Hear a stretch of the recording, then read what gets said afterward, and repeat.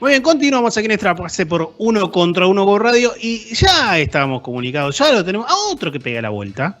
Que el mes pasado estuvimos como un tanto complejos, todos estuvimos complejos con los horarios, algunos más que otros. Extrapase de abril ha salido por los carriles relativamente normales, pero por suerte la tenemos de vuelta al licenciado de Psicología, Gustavo Mena. ¿Qué haces, Gus? ¿Cómo va? ¿Qué tal? ¿Cómo andan? Buenas tardes. Javi, Nacho, la niña Ivana, Verónica González y Michael Scott manejando los controles. ¿O está María Isondú? No, María Isondú está hoy está en un spa. Bueno, mandémosle saludos a ella también. Está en un spa, exactamente. ¿Me puedo ir con ella? Acabas de llegar y ya te querés ir a un spa. No, bueno, perdón, era para no dejar sola a Ison, nada más que por eso. Bueno, está bien. Está en un spa ciclístico, podría decir. Muy bien. Está bien. Le mandamos un beso a la. Bueno, ¿todo bien? Bien. Acá andamos. Retomando algunas actividades y bueno, de vuelta. Yo, antes de meternos en tema, quiero hacer una pregunta que no le dije a Gus que le iba a hacer, obviamente, pero quizá los chicos también quieran apuntar alguna cuestión por ahí, que es, ¿cómo? A ver, hemos centrado no solamente en la NBA, del tema del cual vamos a hablar, sino también ahora en los playoffs de la Liga Nacional, y se está jugando la serie para mantener la categoría entre Hispano y Unión de Santa Fe. ¿Cómo ves en líneas generales ciertas cuestiones de tensión y relajación en estos momentos? Porque me parece que hay como varios, hay como varias sensaciones muy distintas, disímiles a lo largo de todas las canchas. Sí, a ver, lo hemos hablado en alguna columna anterior, pero sí hay un nivel de presión y de tensión bastante grande. Se nota mucho desde afuera, se nota mucho incluso en Liga Argentina, incluso en la definición de las reclasificaciones del torneo federal también. Hay como un nivel de estrés bastante importante, también de susceptibilidad. Parece que todo es agresivo o es tomado desde un lugar por ahí de, vamos a decirlo así, de gastada o que es en contra de, y a veces no hay nada de eso. Pero sí hay un nivel de susceptibilidad bastante grande, bueno, que es lógico que parte de la temporada, pero que también marca que hay un desborde de energía complicadito y a veces, algunos comunicadores no estamos tampoco colaborando demasiado. Por ahí a veces es preferible dejar que sentir el ruido de la zapatilla y la pelota que pique. Porque por ahí hay algunas cosas que desde cucurucho o desde algún otro lugar se dicen y que también a veces no es que generan, pero sí profundizan la cuestión de la tensión. Yo noto mucho de afuera hacia adentro,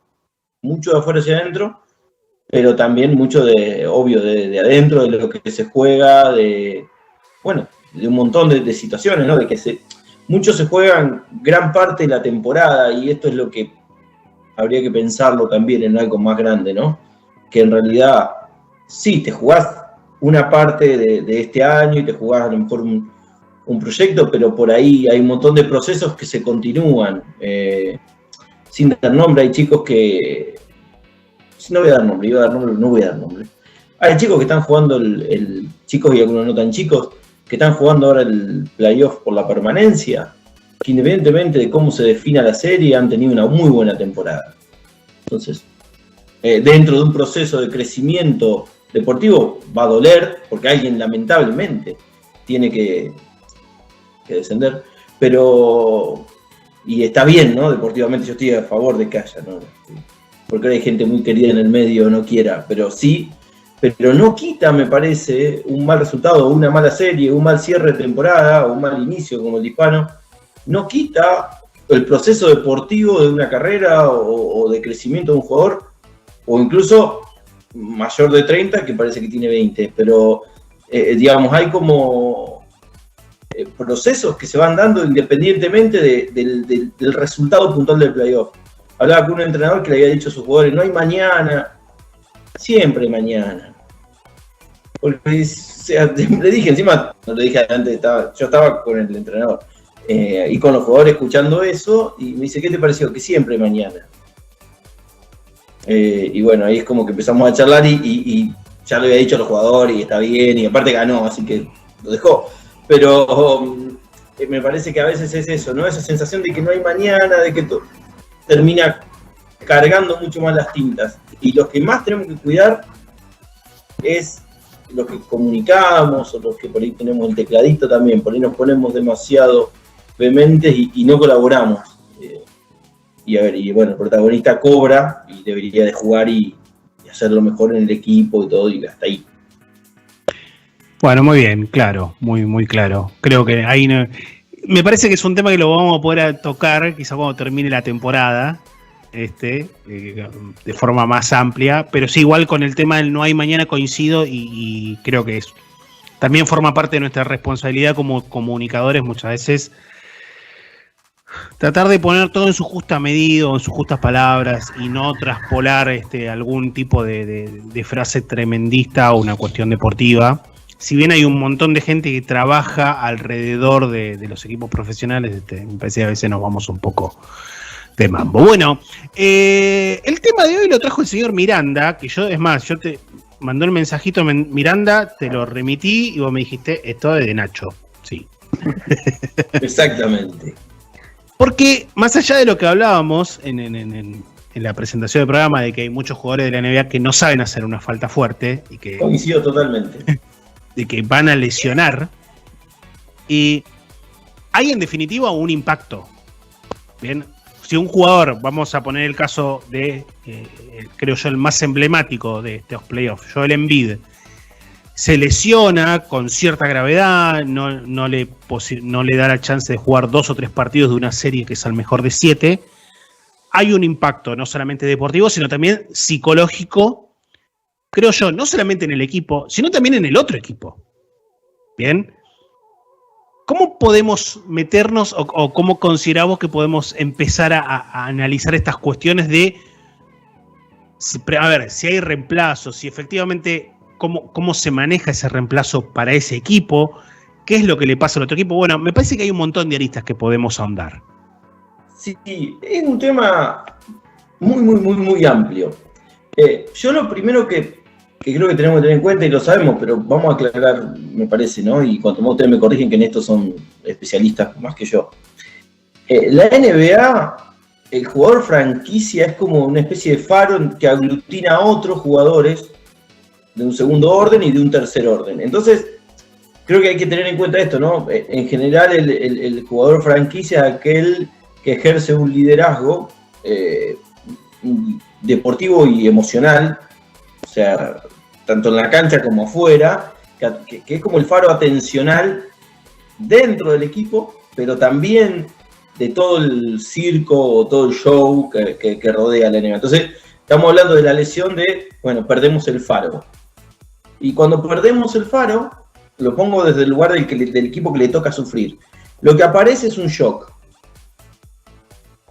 A ver, pero ¿qué pasa? En ese shock, la salida del shock es absolutamente imposible de medir desde afuera. Es decir, a ver, ¿qué pasa?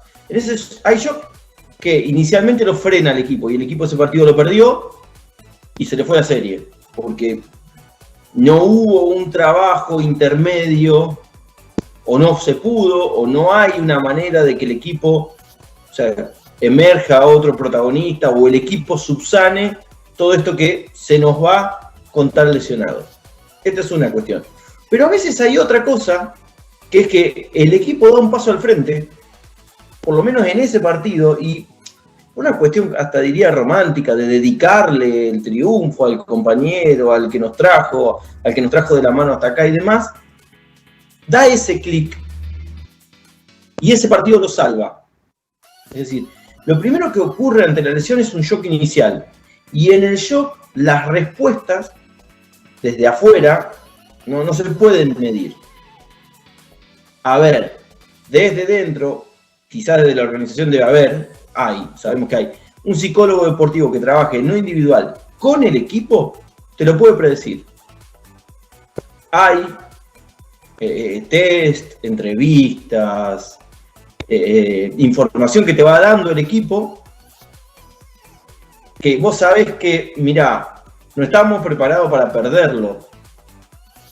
Entonces lo perdés o a lo mejor no, mirá, che, hay acá 2 o 3 que pueden dar ese paso. Están queriendo más protagonismo. Son capaces de, a lo mejor no van a meter 45 puntos.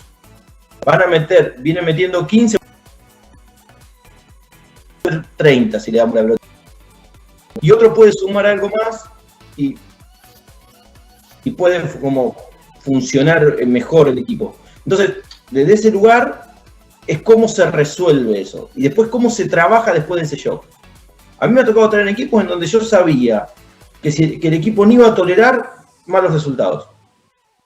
Por la configuración del equipo no había liderazgos muy, muy claros y dije, bueno, se trabajó, se salió adelante y también sabía otros que había una carencia de liderazgo muy grande y además de eso no había en momentos emocionales quien pudiera dar ese plus. Y ocurre, entonces, sacamos por ahí si la lesión, no sé, se lesiona el titular y el suplente. Bueno, ahí ya es como que es otra cosa, ya no es mental, es como que estamos cortitos de personal. O hay una diferencia muy grande entre el primer base del equipo y el tercero. Pero, y después quería hoy me costaba, digo, ¿para dónde voy? Y hay otra cosa que a veces los entrenadores no hacen, y vamos a abrir el espacio, peguémosle a Malón, que es también, tenés 82 partidos en la fase regular, no puedes llegar con tu jugador estrella gastado. En eso, un maestro de la gestión de equipos era Popovich, es Popovich. Popovich lograba llegar con el Big Three muchas veces con una cantidad de partidos óptima y mentalmente despejado. Yo creo que, más allá de un montón de cuestiones de Denver y que Jokic no hizo un mal playoff, no estaba del todo fresco. Entonces también, si hablamos de, bueno, acá en la plataforma, pero en este programa especial, hablamos de la salud mental siempre, de la importancia de la psicología deportiva, puede haber lesiones mentales, burnout, pasado de estrés. Entonces también hay algo ahí que se pierde, el jugador no está fresco. Entonces me parece que es eso, ¿no? Es claramente que la lesión de un jugador para el equipo que lo sufre, aparece el shock y después hay que ver qué trabajaste antes y qué puedes trabajar durante. Porque hay trabajo para hacer antes. Hay partidos que a ver qué pasa el equipo si no está. ¿Qué pasó durante el año cuando se nos lesionó? Tuvo un desgarrito, faltó una semana. O una entorsis, o COVID, que había bajas por COVID. ¿Cómo andaba el equipo? Bueno, a ver, ¿quién tomaba la pelota? ¿Quién la tomaba bien? ¿Quién no? ¿Quién sobreactuaba un rol? Es decir, todas esas lecturas uno puede ir viendo y puede prever. Y puede modificar alguna cuestión a través de un cambio o a través de algún trabajo en particular por las dudas. Gus, y si no tenemos dentro del equipo un jugador que pueda quizás suplir también esa posición de líder que tiene justamente este jugador que estamos perdiendo ante una lesión, por ejemplo, te pregunto también si se puede construir de alguna manera también el perfil para que otro jugador tome ese rol dentro del equipo ante una posible baja. Una de las grandes dicotomías de la psicología en equipos es eso, si el liderazgo se nace o se hace. Y yo considero que hay una parte de carisma que se tiene o no, pero hay un montón de herramientas propias del líder que se hacen, se construyen, e incluso se pueden ir preparando. A ver, hemos pifiado con la pronunciación y cualquier cosa me corrigen. De Dejounte Murray, ¿estamos bien? El de San Antonio. Así Sí, es, perfecto. correcto. Bien, Estamos. Cuando ingresa a San Antonio, no era para nada el tipo de jugador que es hoy. Más allá que estamos hablando hoy de una franquicia que no tuvo el mejor año, pero sí pudo ir construyendo y hoy es líder de ese equipo. Entonces, y no pintaba para líder. Kawhi Leonard cuando ingresa tampoco. y hasta podríamos pensarlo si es líder, o es líder solo en lo deportivo. Pero también hay una escuela, en franquicias serias, con proyectos serios, hay una escuela de liderazgo. Hay valores que se sostienen, maneras que se sostienen, que, bueno, se cae o baja el rendimiento, bueno, aparece otro, se lesiona, hay otro que se la podemos dar, hay otro que puede cohesionar el equipo, hay otro que puede ocupar este lugar de faro atencional, que aglutine y que ilumine, ¿no? Lucy, con respecto a las lesiones en el caso de jugadores estrellas, en esas situaciones, ¿cómo podría reaccionar ese jugador estrella que se lesiona, por ejemplo? ¿Qué se le recomienda? Porque imagino que muchas veces la propia ansiedad del jugador le puede llevar a una mala pasada, querer entrar antes de tiempo o apresurarse o no saber cómo lidiar con eso. Desde mi punto de vista, el jugador estrella tiene que estar siempre con el equipo. Tiene que viajar, hacer la rehabilitación, no sé, al lado, pero tiene que estar. Aunque sea por lo de afuera. Eso es lo primero. Y hasta si querés para poder como coachear un poco o darle algún tip al que va a asumir ese rol, hasta de apoyo.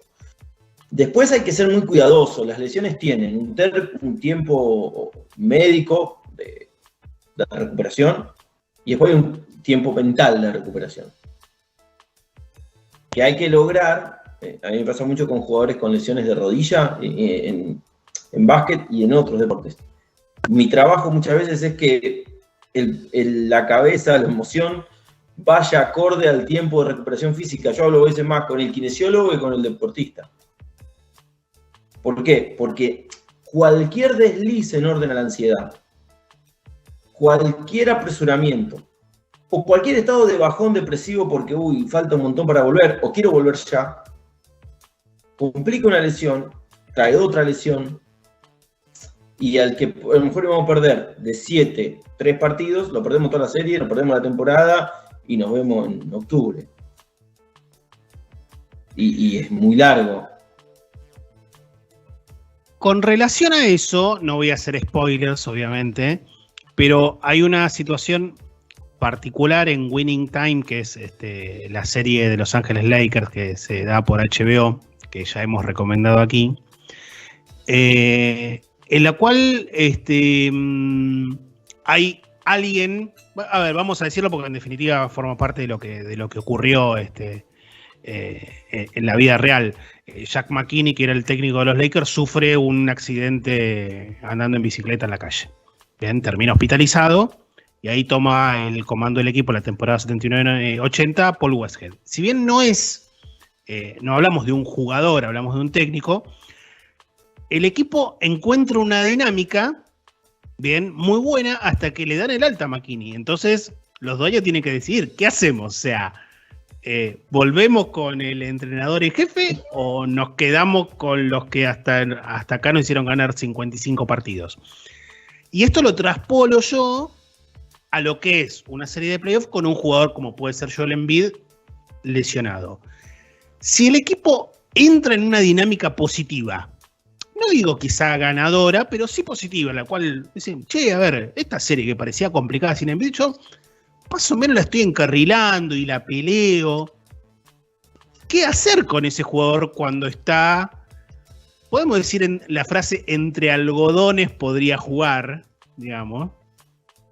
Porque se lo apura, no se lo apura. Obviamente que uno entiende que también playoff, en muchos casos, y como recién decíamos, deportivamente a veces no hay mañana, solamente a nivel deportivo, ¿no? Pero ¿qué actitud tomar? Obviamente depende de un montón de cuestiones, ¿no?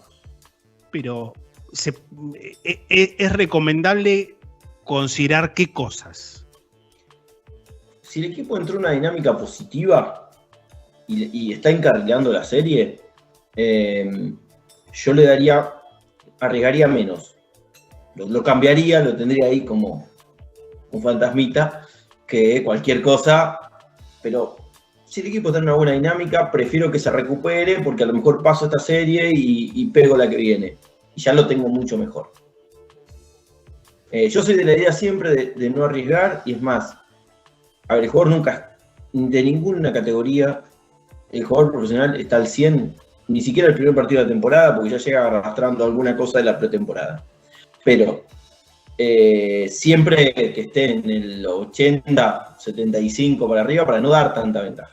Yo soy de esa idea y cuando me pregunta un entrenador, soy de esa idea y por ahí me gano alguna antipatía de algún jugador ansioso que quiere, pero después lo agradece. Ahora, sí me parece que vos teniendo playoff, la presión y la expectativa, por ahí, si la serie viene complicada, lo tiro a la cancha. Digo que el entrenador, no soy entrenador, que el entrenador lo tire a la cancha. ¿Por qué? Porque a lo mejor me puede dar algo o puede llevar la atención ahí del rival para que libere los otros.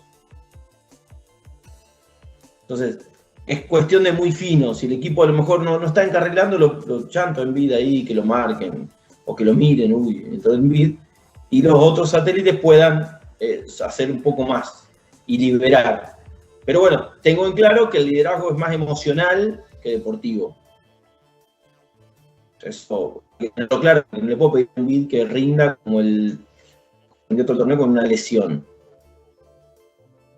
O sea, no sé si me explico, pero yo si el equipo puede esperar a la estrella manteniendo un rendimiento bueno, lo espero. Bien. Gus, ¿y cuál sería también, vos recién hablabas esto del shock que puede generar dentro del equipo perder al jugador estrella? Y te pregunto también, ¿cuál sería la diferencia, por ejemplo, que puede tener cada uno de los equipos en caso de perder a su jugador estrella, ya sea en un partido o perderlo en una práctica por una lesión que se da en una práctica donde vos ya sabes que el próximo partido vas a ir sin este jugador, que perderlo durante el juego? En la práctica duele más para el equipo.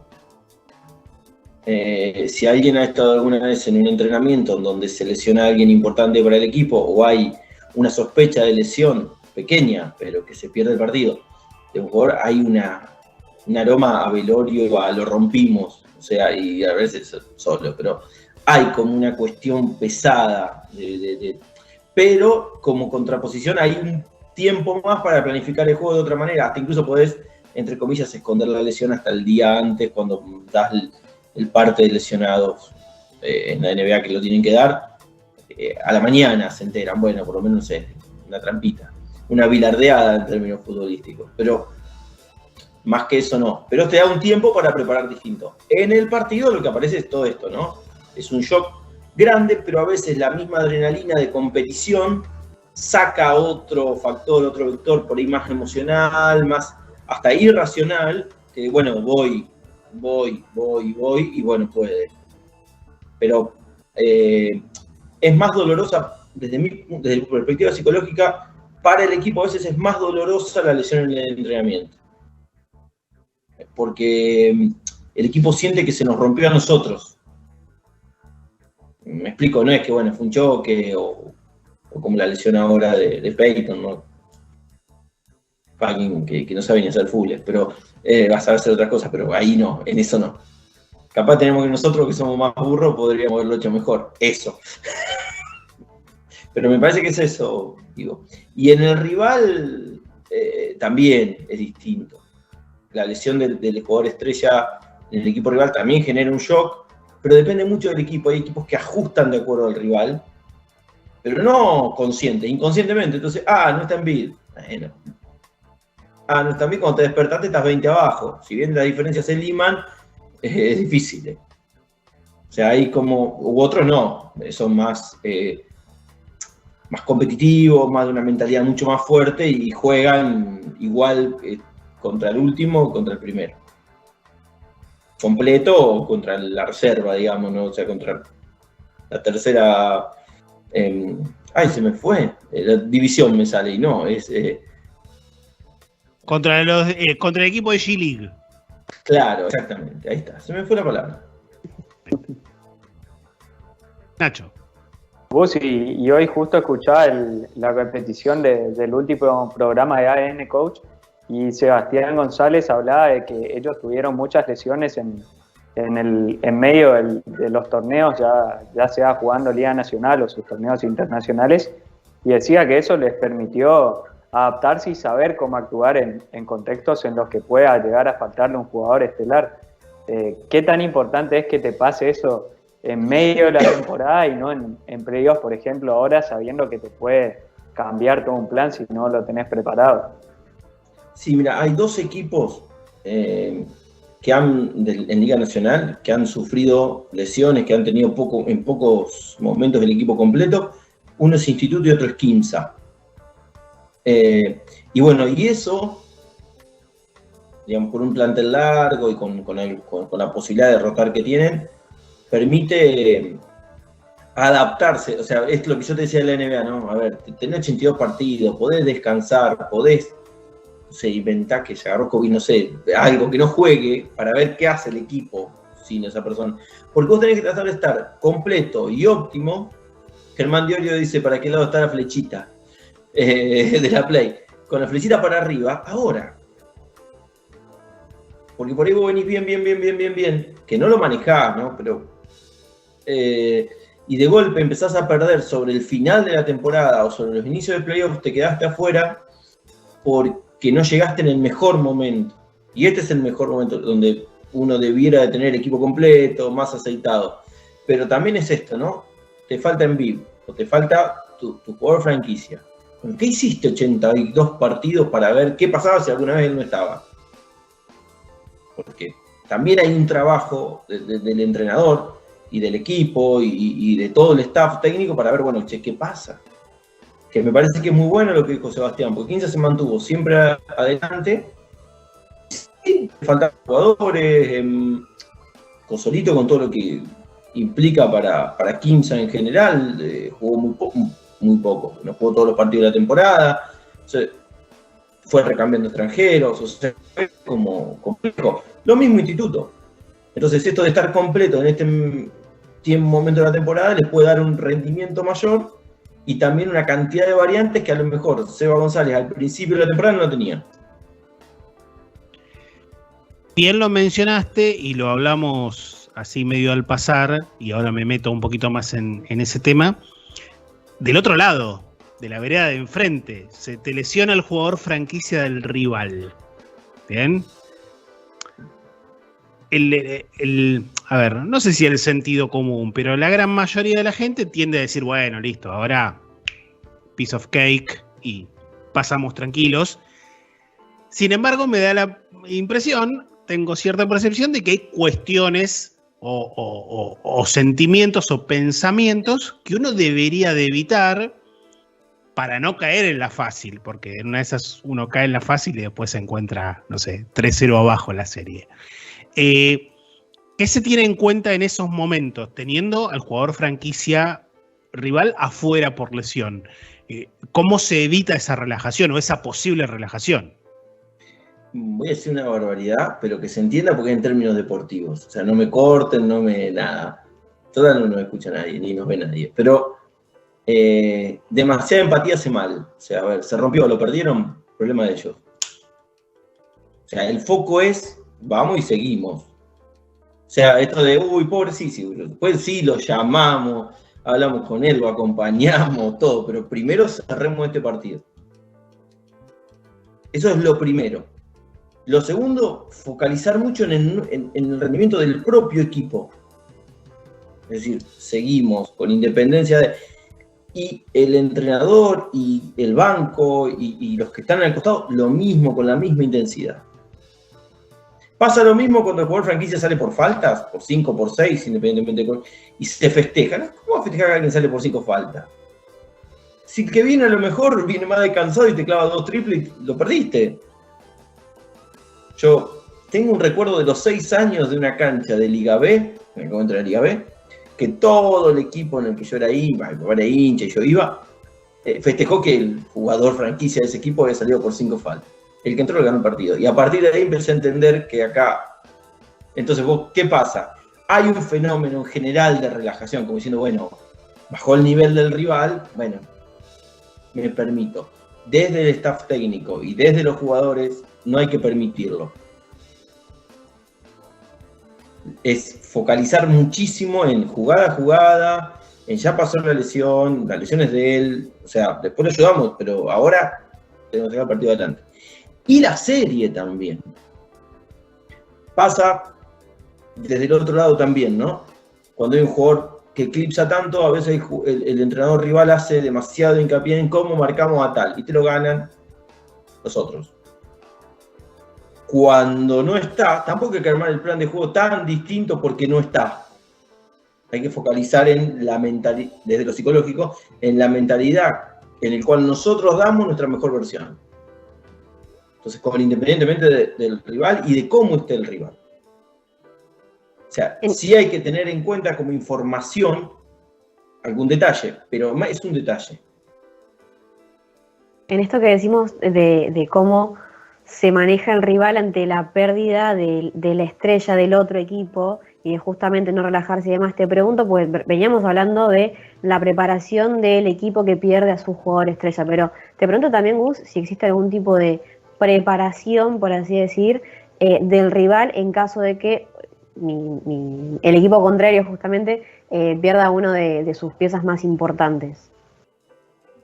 Te diría que ni. No directamente, pero sí hay todo un trabajo de la búsqueda de la mejor versión del equipo que debiera de ser con independencia del momento del rival. Entonces, nos enteramos que tal no juega. Bueno, bárbaro, tal no juega, pero van a jugar 5 que son buenos. Y los que van a entrar también son buenos, por algo están ahí. Entonces, si nos focalizamos en, bueno, no está, entonces, no sé, el pivot dominante no está, entonces, bueno, el 5 llega a la cancha tomando más mate de lo habitual, escuchando otra música que no escucha, no hace su ejercicio de focalización, entra en calor tranquilo, total, viene un 5 que un pibe, y cuando te despertaste el pibe te hizo 15 puntos. Entonces, no. El tema es focalizar en la búsqueda del mejor rendimiento del equipo, que es lo que debiéramos hacer los psicólogos que trabajamos en equipos, con independencia del rival. Porque vos no jugás contra tal, jugás contra todo el equipo. Pero además de jugar contra, si sos tan bueno, tu mejor versión va a superar a la versión del otro, completa o no. Yo, en la medida que he tenido por ahí contacto con jugadores de mejor rendimiento y de más categorías, si podemos decir, ¿no? De jerarquía, los buenos juegan primero contra sí mismos. En todos los ámbitos, en la comunicación, en el deporte. No necesita mostrar demasiado más allá de su trabajo. Entonces, uno compite, incluso en lo profesional también. Yo no compito con mis colegas, yo compito conmigo en formarme más, en profundizar más, en ser mejor yo. El resto. Ahora, si necesito filmarme todo el tiempo y demás, bueno, yo tengo otro problema. Acá en el consultorio esperamos, pero hay una cuestión ahí con el ego. Pero no es una cuestión de... El bueno de verdad está tan seguro y a su vez inseguro de que es tan bueno que va siempre buscando su mejor versión. Y en los equipos lo mismo, independientemente del rival que tengo enfrente, yo busco mi mejor versión. ¿Y qué se hace? Nos quedan algunas preguntas, son unos minutitos todavía. ¿Cómo se trabaja con el lesionado? Porque a todo esto, o sea, hablamos del jugador franquicia, hablamos del equipo, en definitiva no deja de ser esto un deporte colectivo, hablamos del rival, pero ¿qué se hace con el lesionado en esa instancia? Porque digo, también hay todo un trabajo físico para que ese jugador se recupere, pero entiendo que también hay una suerte de estrés psicológico entre lo que implica un playoff y su propio trabajo para volver. Sí, vamos por parte. Ustedes saben que yo del básquet español siempre hincho para el Baskonia y amo, basquetbolísticamente hablando, Dusko Ivanovic. Pero hay una cosa en la que no estoy de acuerdo, que lo ha contado Pato Garino. Dusko, cuando Pato se lesiona, los lesionados no lo quiere entrenando con el equipo. No estoy de acuerdo, ¿no? Me parece que si somos un equipo, estás. Y bueno, a lo mejor la parte física no la haces y te vas a trabajar con el fisio, con el kine, haces tu propia recuperación, pero vos estás en el equipo, estás en la reunión de plan de juego, estás en la entrada en calor, te sentás en el banco cerca, en la punta, atrás, ¿de acuerdo? Estás, porque sos parte del equipo. No en la platea, sos parte del equipo. Se lo acompaña, ¿por qué? Porque si no, todo lo que decimos cuando conformamos un equipo, que somos 12 o 15 y somos todos y demás, lo decimos en una primera acción, que es que, bueno, el que no sirve lo descarto. Entonces, no, sí se lo acompaña muchísimo, se hace un trabajo personal, incluso desde lo mental, para que pueda ir haciendo una especie de duelo. Uy, me lo perdí, bueno, mirá, buscá algo desde donde aportar, no podés aportar tus 25 puntos de promedio, bueno, no importa, tratemos de que esos se repartan, apoyemos, estemos, o sea, desde ese lugar. Y obvio hay que darle un espacio personal de diálogo para que haga ese duelo por lo que se perdió.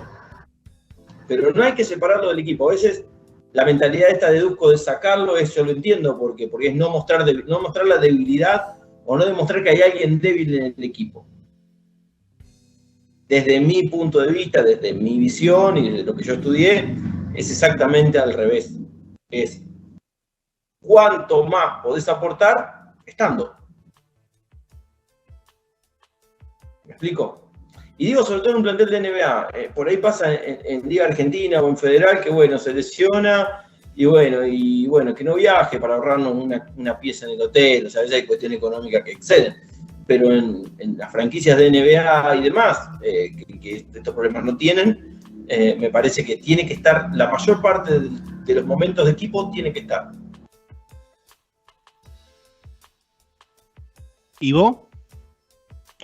Y Gus, te pregunto también, por ejemplo, la diferencia, ¿no? ¿Qué diferencia al equipo que se cae ante la baja de su estrella y de aquel equipo que, al contrario, que más bien se potencia ante la adversidad?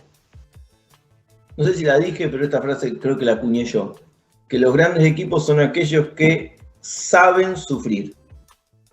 O sea, saben salir fortalecidos de los momentos difíciles. Un gran equipo en la adversidad es resiliente y encuentra esos factores de resiliencia para salir fortalecido. Después, a ver, contra otro equipo y un equipo completo y que tiene un nivel de ejecución altísimo, a lo mejor perdés igual, pero no te derrumbás. El equipo que se derrumba o estuvo mal armado, o estuvo poco trabajado psicológica y mentalmente, o en realidad nunca fue un equipo. No eran tan buenos como eran. Era un rejunte que andaba bien para jugar el torneo comercial. Hasta que perdimos y aparece el fenómeno Titanic, ¿no? Cada uno agarra su botecito, se quiere salvar solo y anda buscando dónde irse, o se derrumba, implosiona el equipo. No sé si soy claro. Vos, en el trabajo, vos cuando armás un equipo, también tenés que ir viendo estos resortes emocionales y también durante la temporada. O sea, siempre digo, en la NBA tenés 80 y pico de partidos, viajes, tenés como para ir viendo cómo puede reaccionar y para ir probando y para ir entrenando y para ir trabajando. Me pasa en un equipo en el que estoy trabajando, total, no hay chance de que yo llegue ahí, que de 5, aparte es de otro deporte, de 5 partidos de visitante, jugó 10 partidos. Los 5 de locales los ganó. Y de los 5 partidos de visitante, ¿cuántos perdió? 4. Y 1 empató. ¿Qué pasa? Hay un montón de cuestiones del liderazgo de ese equipo que está haciendo agua. Y venimos trabajando y lo detectamos al inicio que esto iba a pasar. Pero bueno, cuestiones y demás. Entonces vamos trabajando, vamos viendo dónde están esos resortes anímicos que hace que el equipo, ante una situación hostil, porque es hostil, no reacciona. No reacciona. Ahora, cuando está bien, bárbaro, pero hay una cuestión de liderazgo que no están dando. Incluso del entrenador, con quien somos parte del cuerpo técnico, vos descansás demasiado en el jugador, le dije. Y de ahí hay mucho más, pero bueno, eso queda. Pero a veces pasa eso también, ¿no? Nacho, ¿te queda alguna? Y por ejemplo, en la serie de Miami-Atlanta, Víctor Oladipo, por ejemplo, venía de una actividad muy grande y a priori era uno de los jugadores más importantes del equipo. Lo mete en la serie Spoelstra y no termina jugando bien. Al final lo saca, después lo pone de nuevo y poco a poco fue haciéndose importante. ¿Cómo lidias con eso? Pensando en que podés llegar a sentar a una estrella y la estrella puede llegar a enojarse. No fue así con Oladipo que entró y cuando salió y le tocó entrar de nuevo, respondió mucho mejor. Hay una cuestión de gestión de equipo que, bueno, concretamente en este caso no lo sabemos, pero si vos manejaste este criterio durante toda la temporada, el jugador estrella o destacado en este caso, no es la estrella, pero sí uno de los jugadores de la segunda línea del equipo, digamos, dentro de, si ponemos el uno como el líder, va a entender esto, porque es por el bien del equipo. O sea, hay una cuestión de credibilidad del entrenador y de coherencia en la toma de decisiones del entrenador que le permite a Spoelstra tomar esa decisión y que el jugador no se le revele. O sea, obviamente le tiene que haber caído muy mal. Y quizás después le explicó y quizás le dijo y mira, va a volver a entrar y si no das tu mejor versión te vuelvo a sacar. O sea, una cachetada simbólica, digamos. Pero es parte de la gestión del equipo y también del conocimiento emocional. Hay jugadores que el que te saquen provoca una reacción como diciendo un enojo positivo, ¿no?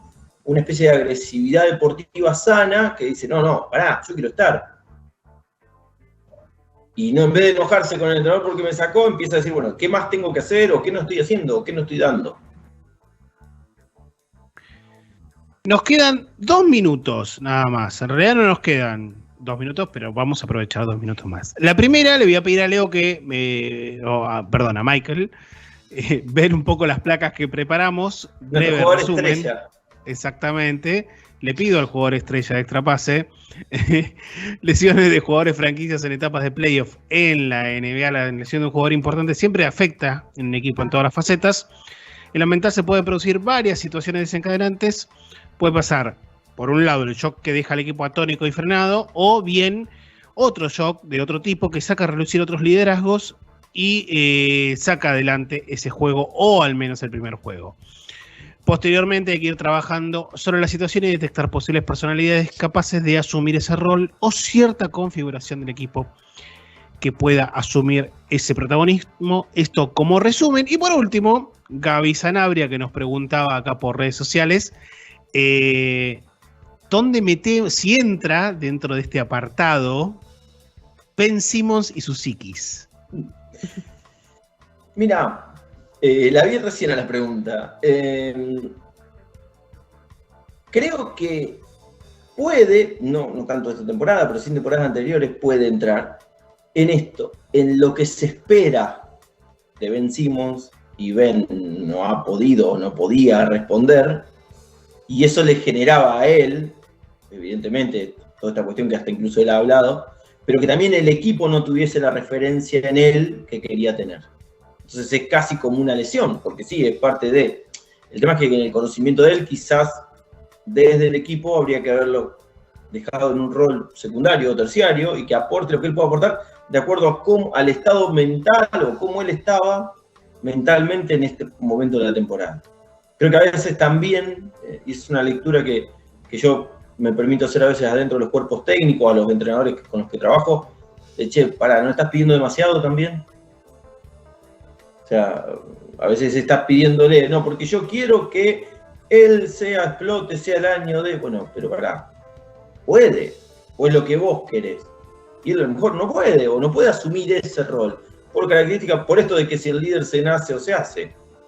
Y a lo mejor, o nunca trabajamos en hacerlo, o trabajamos mucho en hacerlo, pero no lo sienten. Sí, como por ser querer podemos pedir cada uno cualquier delirio, pero no pasa. Exactamente. Bueno, Cus, millón de gracias. Nos alegramos de la vuelta, ya con equipo completo, así que nos veremos el próximo. Limpiado por una estrella internacional, pero... No, me parece que algo nos quisieron borrar del programa. No, aparte la hemos estrella vuelto. internacional la propuso él.